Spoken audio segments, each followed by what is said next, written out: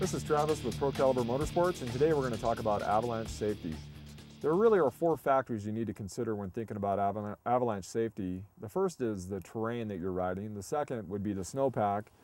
Third would be the current weather conditions, and the fourth would be the human element.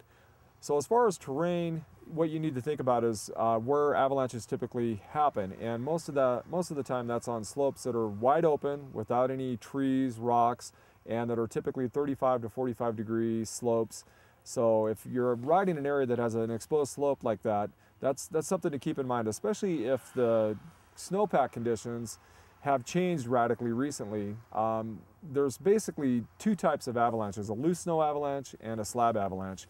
Loose snow basically is if you have a lot of accumulation and that snow is going to want, with gravity pulling on it, to fall down, and it's going to slide down the slopes. A lot of times when you're snowmobiling, you have a lot of loose snow coming down with you. A slab avalanche is typically the most dangerous and where about 75% of the fatalities take place.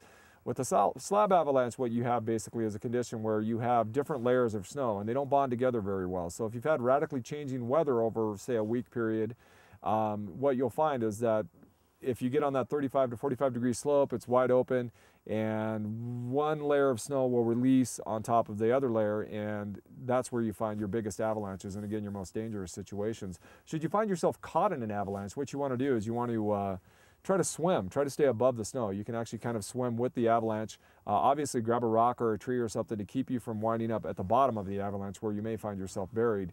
Now, if you do find yourself coming to a point where you feel like you're going to be buried, you want to put your hands up in front of your face, try to create an air pocket as much as you can to give those people that are looking for you a chance to find you before you suffocate, which is typically what happens to you in an avalanche.